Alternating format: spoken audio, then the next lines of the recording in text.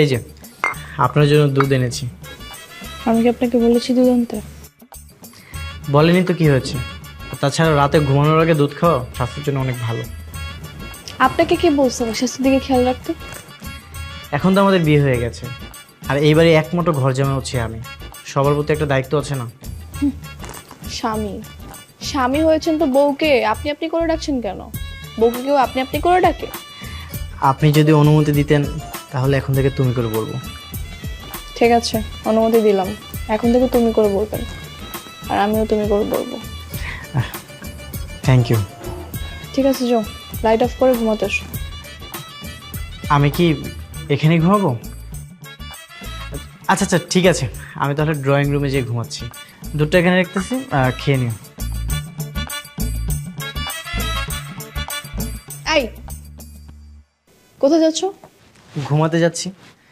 তোমার কি কিছু লাগবে? পাশের বউকে রেখে কেউ ড্রয়িং রুমে ঘুমাতে চায়? তাহলে কি আমি তোমার পাশে ঘুমাবো? এখানে ঘুমাতে হবে না, নিচে ফ্লোরে বিছানা করে ঘুমাও। এখানে চাদর আছে। আচ্ছা ঠিক আছে।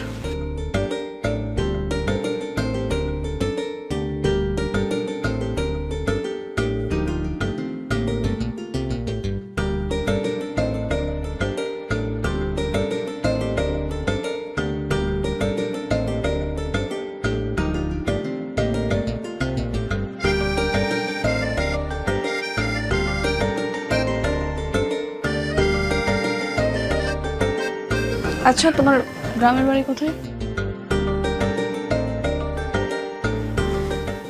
নদীতে। নদীতে মানে?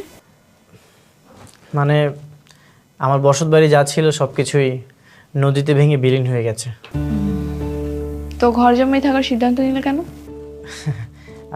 আসলে এখন তো চাকরি পাওয়া অনেক কষ্টকর, এর থেকে ঘর জামাই থাকা অনেক ভালো না?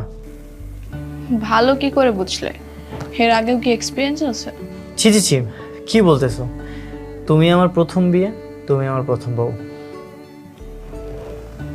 ঠিক আছে, ঘুমিয়ে পড়ো, সকালে কথা হবে। ঠিক আছে, গুড নাইট। শেষ পর্যন্ত এই ছিল কপালে? মা বাবার উপর যে আমার কি পরিমাণ রাগ হচ্ছে।